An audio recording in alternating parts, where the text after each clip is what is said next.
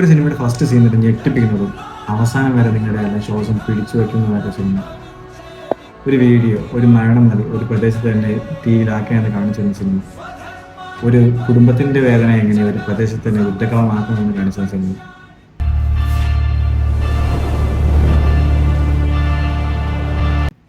Hi, സുഖമാണെന്ന് ഉദ്ദേശിക്കുന്ന എല്ലാവർക്കും.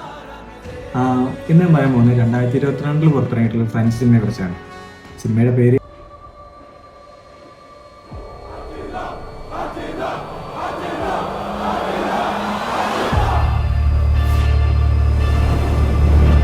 അദീന എന്നാണ്. ഈ സിനിമ കുറച്ച് ആൾക്കാർക്ക് എന്തായാലും കണ്ടിട്ടുണ്ടായിരിക്കും. ഇനിയും ആൾക്കാർ കാണാനുണ്ടെങ്കിൽ നിങ്ങൾ റോ അല്ലെങ്കിൽ ഇൻറ്റൻസ് ആയിട്ടുള്ള സിനിമാസ് കാണാൻ താല്പര്യപ്പെടുന്ന ആൾക്കാരാണെങ്കിൽ നിങ്ങൾ ഒരിക്കലും മിസ് ചെയ്യാൻ പാടില്ലാത്ത സിനിമയും കൂടിയാണിത്. ഇത് സാധാരണ ഒരു ആക്ഷൻ മൂവി മാത്രമല്ല, ഇതിൽ ഇമോഷൻസ്, പെയിൻ, ആങ്കർ എല്ലാം കൂടി ചേർന്നിട്ട് എക്സ്പീരിയൻസ് ആയിട്ട് മാത്രമേ നിങ്ങൾക്ക് ഈ സിനിമയെ കണ്ടു തീർക്കാൻ പറ്റത്തുള്ളൂ.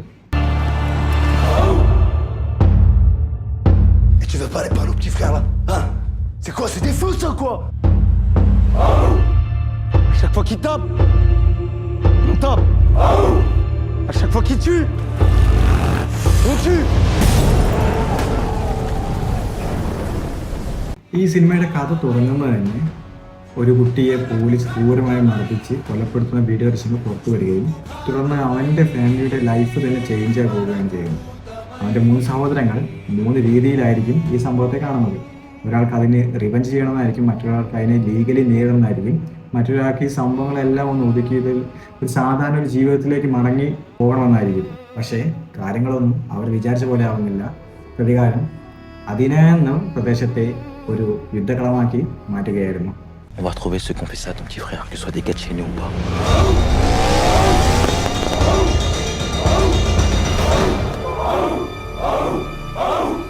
Non mais c'est quoi ton problème? T'aimes encore obéir aux ordres? Comment tu veux pas qu'il y ait la guerre? Surtout pas ici là.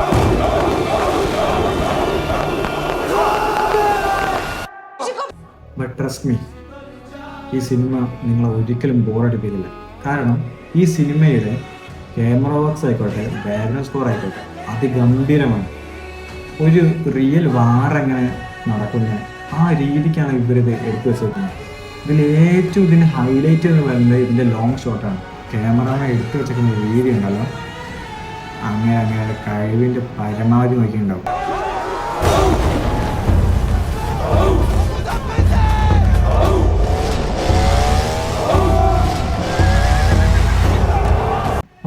നമ്മൾ ഈ കലാപങ്ങളൊക്കെ ഷൂട്ട് ചെയ്യുമ്പോൾ സാധാരണ മൂവീസ് നമ്മൾ കാണുന്നത് അത് കട്ട് ഷോട്ടായിട്ടായിരിക്കും. പക്ഷേ ഇത് കണക്കിട്ട് ഒരു കണ്ടിന്യൂസ് ആയിട്ടുള്ളൊരു ലോങ് ഷോട്ടാണ്. കലാപമായിക്കോട്ടെ മറ്റെന്തും ആയിക്കോട്ടെ, അതൊരു കണ്ടിന്യൂസ് ആയിട്ടുള്ള ലോങ് ഷോട്ടുള്ള കുറേ സീൻസ് ഇതിലുണ്ട്. അത് ഈ കലാപത്തിൻ്റെ സീനൊക്കെ വരുമ്പോൾ നമ്മളത് ചുമ്മാ ഒരു സിനിമ കാണുന്നതിൽ ഉപരിയായിട്ട് നമ്മൾ ആ കലാപത്തിൻ്റെ സീനിൽ ഉള്ള പോലെ നമുക്കൊരു ഫീൽ ചെയ്യുന്നുണ്ട്. അത് ആ സിനിമ എടുത്തു വച്ചിരിക്കുന്ന ആൾക്കാർക്ക് നമ്മൾ നൽകുന്ന കയ്യടി തന്നെയാണ്.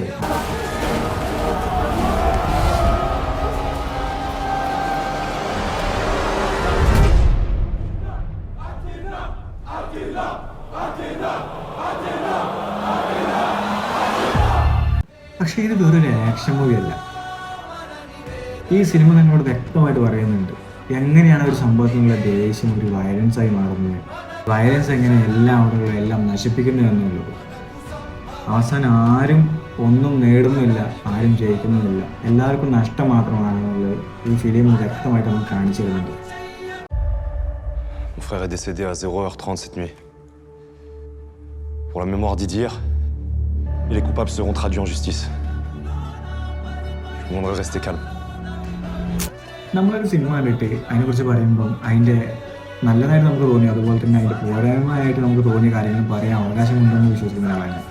ഈ സിനിമ എനിക്ക് കണ്ടതിന് ശേഷം എനിക്ക് ഒരു പോരായ്മ എന്നൊക്കെ തോന്നിയത് ഇതിൻ്റെ സ്റ്റോറി ലൈനാണ്. സ്റ്റോറി ലൈൻ കുറച്ചും കൂടി ഒന്ന് ഡീപ്പ് അല്ലെങ്കിൽ ഇൻറ്റൻസിറ്റി വേണമെന്ന് എനിക്ക് തോന്നിയത്.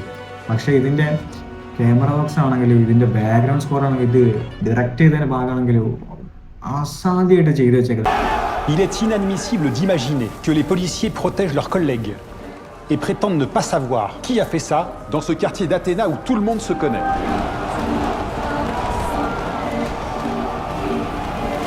പേഴ്സണലി ഈ സിനിമ എനിക്ക് വളരെയായിട്ട് ഇഷ്ടപ്പെട്ടായിരുന്നു. നല്ലൊരു എക്സ്പീരിയൻസ് ആയിരുന്നു. ഇത്തരത്തിലൊരു സിനിമ ഞാൻ ആദ്യമായിട്ടാണ് കാണുന്നത്. ഇങ്ങനത്തെ ഒരു എക്സ്പീരിയൻസ് ആദ്യമായിരുന്നു. പിന്നെ എല്ലാവർക്കും ഇത് ഇഷ്ടമാണെന്നില്ല, കാരണം this is not an easy movie. ഒരു റിയലിസ്റ്റിക് അതുപോലെ തന്നെ ഒരു ഇൻറ്റൻസ് റോ മൂവി കാണാൻ ഇഷ്ടപ്പെടുന്ന ആൾക്കാരാണെങ്കിൽ നിങ്ങൾക്കിത് ഭയങ്കരമായിട്ട് ഇഷ്ടപ്പെടും. അത്തരം ആൾക്കാരുണ്ടെങ്കിൽ ഈ മൂവി ഒരിക്കലും മിസ് ചെയ്തിരുന്നാണ് ഞാൻ പറയാൻ ആഗ്രഹിക്കുന്നത്. Sur les réseaux et sur BFM, ils disent que si ça se trouve, c'est pas les Condés qui ont fait la bavure.